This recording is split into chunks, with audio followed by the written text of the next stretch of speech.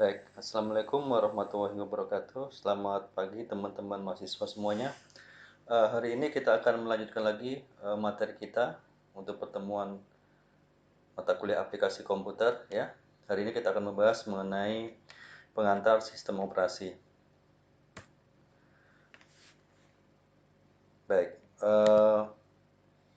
apa yang akan kita bahas untuk hari ini? Pertama adalah kita akan membahas mengenai apa yang dimaksud dengan sistem operasi itu. Ya, definisi dari sistem operasi itu seperti apa. Yang kedua adalah apa peran sistem operasi dalam sistem komputer. Yang ketiga, tujuan sistem operasi. Dan yang keempat adalah sejarah perkembangan sistem operasi. Nah, sebelum kita masuk ke pembahasan hari ini, silakan sudah lihat di sebelah kiri layar ini ada operating system ya. Di sini ada gambaran dari bagaimana sistem operasi itu bekerja. Ada user di sini, ada application, ada operating system, dan ada hardware. Kita tahu bahwa dalam sebuah sistem komputer itu dia memiliki 3 elemen ya, yaitu ada hardware, kemudian ada software, dan ada brainware. Hardware ya, itu contohnya apa? Misalkan ada keyboard, ada prosesor, ada memori ya. Itu hardware. Kemudian untuk softwarenya, software itu terbagi di dua. Jadi ada yang disebut dengan sistem operasi, yang kedua adalah program aplikasi. Yang ketiga adalah brainware-nya, penggunanya. Nah, dalam sebuah sistem operasi, ya, apa fungsi sistem operasi dalam sebuah sistem komputer? Fungsinya adalah sebagai interpreter, penerjemah antara bahasa user. Jadi user menggunakan program aplikasi dengan menggunakan bahasa manusia, bahasa user, yang kemudian diinterpretasi, diterjemahkan ke dalam bahasa hardware. Contohnya misalkan seperti ini, saudara mau menyimpan file saudara, maka sudah buka Microsoft Word, itu program aplikasinya, kemudian klik file, klik save, maka file tersebut akan disimpan oleh sistem operasi ke penyimpanan, yaitu ke drive-nya, ke hard disk misalkan seperti itu. Jadi dalam hal ini sistem operasi berfungsi untuk apa? Untuk menerjemahkan bahasa manusia ya, yang dimengerti dan dipahami oleh manusia ke dalam bahasa mesin. Nah, sekarang kita lihat seperti apa sih definisi dari sistem operasi itu, ya. Nah, jadi sekali lagi sistem operasi adalah program yang mengatur, ya, program yang mengatur eksekusi program dan bertindak sebagai interface atau tampilan antarmuka aplikasi dan perangkat keras. Maka kalau tadi saya sudah jelaskan saudara, bahwa di dalam sebuah sistem komputer itu ada user, ya, ada brainware, pengguna sistem itu sendiri. Nah, kemudian ada program aplikasi, lalu ada sistem operasi, dan ada hardware. Nah, sistem operasi di sini berfungsi untuk apa? Untuk sebagai interface, program antarmuka, ya, di mana dia menjembatani antara user hal ini yang menggunakan program aplikasi dengan hardware. Nah, definisi operating system atau sistem operasi berdasarkan American National Standard Institute atau ANSI adalah software yang mengontrol pelaksanaan program-program komputer, yaitu dengan mengatur proses, waktu proses, kemudian mengecek kesalahan, mengontrol input dan output, serta melakukan proses komputasi atau perhitungan, kompilasi penyimpanan, pengolahan data, serta berbagai layanan yang lainnya. Itu definisi sistem operasi menurut ANSI.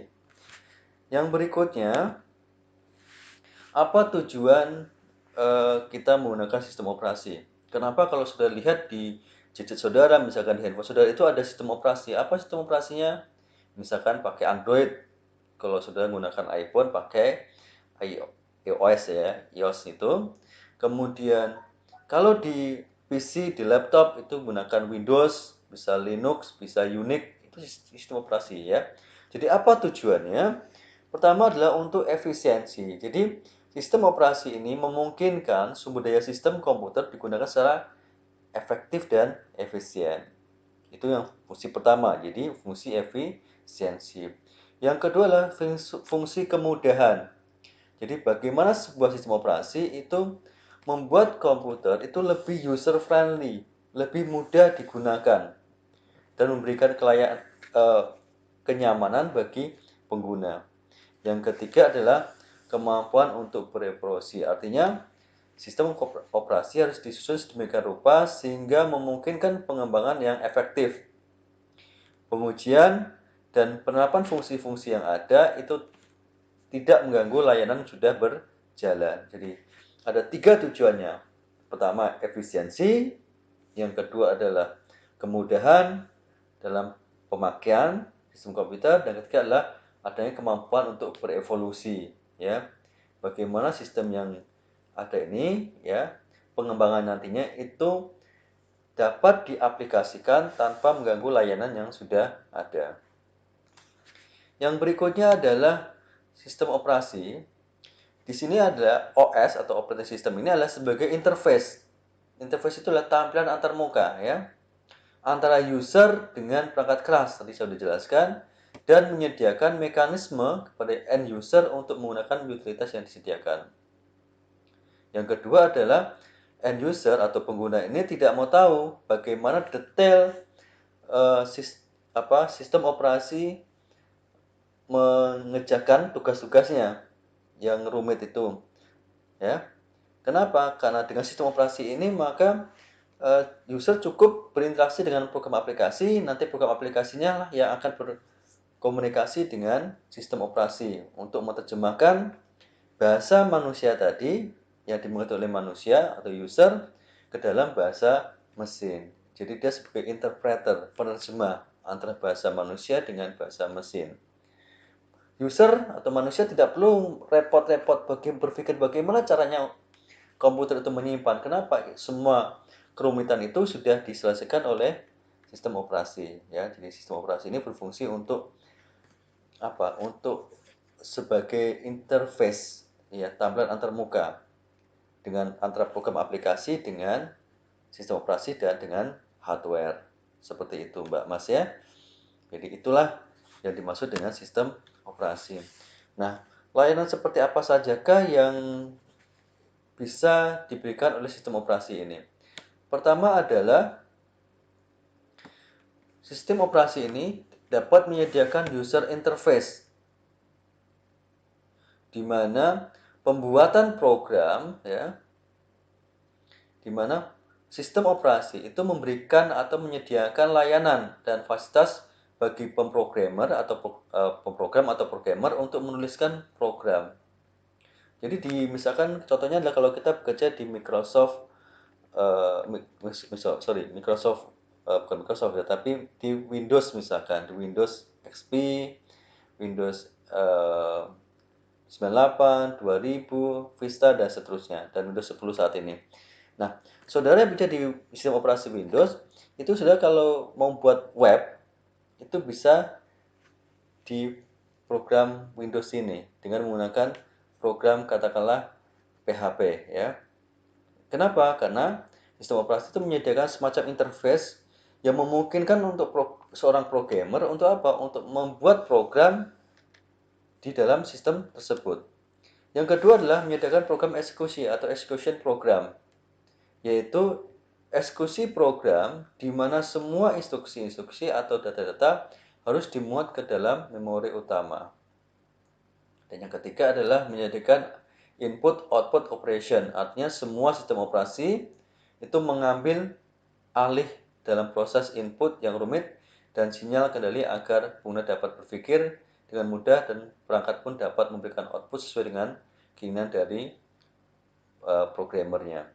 Yang keempat, menyediakan file system manipulation, artinya berkas atau boleh juga bisa disebut file system punya mekanisme proteksi dari sistem operasi untuk mengendalikan pengaksesan terhadap file system tersebut. Jadi ada user interface, ada program execution, ada I/O operation, input output operation, dan ada file system manipulation. Layanan yang lainnya adalah menyediakan sistem communication atau networking, sehingga nantinya semua data atau informasi itu dapat di-share ke pengguna secara bersama-sama. Lalu yang berikutnya adalah mampu melakukan namanya error detection, deteksi kerusakan jika terjadi apa? Katakanlah adanya konflik antar hardware dan seterusnya. Kemudian mampu melakukan resource sharing yang mana pemakai dapat berbagai sumber daya, ya. Termasuk dalamnya ada fasilitas security dan fasilitas account system. Nah, sekarang kita lihat, Mbak Mas, perkembangan dari sejarah komputer ini. Jadi pertama kali itu komputer diciptakan pada Perang Dunia Kedua, ya. Jadi kalau kita bicara tentang sistem komputer, tujuannya adalah untuk perang sebenarnya, ya. Kemudian itu antara tahun 1933 sampai durasinya, ya. Perkembangan komputer dari 1933 dimulainya dibuat komputer ini. Nah, ini evolusi dari keyboard. Oke, nanti bisa dibaca sendiri. Nah, ini beberapa sistem operasi yang saat ini berkembang. Ada Unix atau Linux, dia biasanya adalah free source, ya, artinya dia gratis. Ada MS-DOS, itu dirilis pada tahun 1981. Lalu ada FreeBSD, itu dirilis pada tahun 1993. Kemudian 91 juga Linux, ya, itu adalah sebuah sistem operasi yang free soft, ya. Itu dibuat oleh Linux Torvalds, itu dirilis pada tahun 1991. Lalu pada tahun 2001 Microsoft mengeluarkan Windows XP. Kemudian beberapa perkembangan yang lain, itu 62 itu diciptakan komputer Atlas, ya, atau Atlas komputer debatnya, ya. Kalau saya lihat di situ besar sekali ukuran komputernya, ya. Kemudian 96 Sony mengeluarkan sebuah produk namanya Sony Vaio. Lalu 87 IBM memperkenalkan sebuah personal komputer atau personal system PS2, ya. Kemudian kita lihat generasi komputer dari mulai generasi 45 sampai 55. Ini adalah generasi awal perkembangan komputasi elektronik sebagai pengganti sistem komputer mekanikal, ya. Hal ini dibuat kenapa? Karena kecepatan manusia dalam proses perhitungan itu relatif lebih lambat, ya, lambat. Termasuk juga nanti ada ketidaktelitian atau kecerobohan dan seterusnya. Nah, kemudian dilakukan evolusi generasi kedua, itu memperkenalkan batch processing system, yaitu job yang dikerjakan dalam satu rangkaian lalu dieksekusi secara berurutan. Kemudian generasi ketiga itu perkembangan sistem operasi dikembangkan untuk melayani banyak pemakai sekaligus. Jadi kalau misalkan di generasi pertama itu adalah masih single user katakanlah, maka pada generasi ketiga adalah sudah multi user. Artinya sistem operasi bisa digunakan oleh banyak pengguna sekaligus dan multi programming atau melayani banyak pemrograman sekaligus. Lalu generasi keempat pada tahun 1980-an itu sistem operasi digunakan untuk jaringan komputer di mana pemakai menyadari keberadaan komputer-komputer yang saling berhubungan satu dengan yang lainnya. Kemudian pada tahun ini juga sudah muncul namanya GUI atau Graphical User Interface, yaitu antara muka komputer yang berbasis grafis yang lebih nyaman, lebih enak dilihat, ya, dibanding masa sebelumnya yang text based. Kemudian untuk komputer generasi kelima itu pas 2001 sampai sekarang itu sudah menggunakan LSI atau Large Scale Integration, yaitu merupakan pemadatan ribuan mikroprosesor dalam sebuah mikroprosesor, sehingga nanti produk yang dihasilkan itu akan lebih kecil karena misalkan satu ribuan prosesor itu, ya, ada ribuan prosesor itu nanti disatukan ke dalam sebuah satu mikroprosesor yang lebih kecil. Kemudian ada peningkatan kecepatan data, ya, dan tampilan juga sudah berevolusi lebih bagus dan lebih berwarna serta multimedia. Selanjutnya adalah fungsi komputer menjadi lebih cerdas dan memiliki kemampuan yang semakin canggih. serta fisiknya yang relatif sekarang lebih kecil dan sederhana. Berikutnya adalah kalau kita melihat dari jenis sistem operasi itu ada dua jenisnya, ada closed source, yaitu source code-nya itu di-close, dikunci, ya. Ini biasanya berbayar atau komersial. Contohnya adalah Windows. Windows itu adalah sebuah closed source. Kalau kita lihat evolusinya dari mulai Windows 3.1.1 itu sekitar tahun berapa ya? 94-an ya.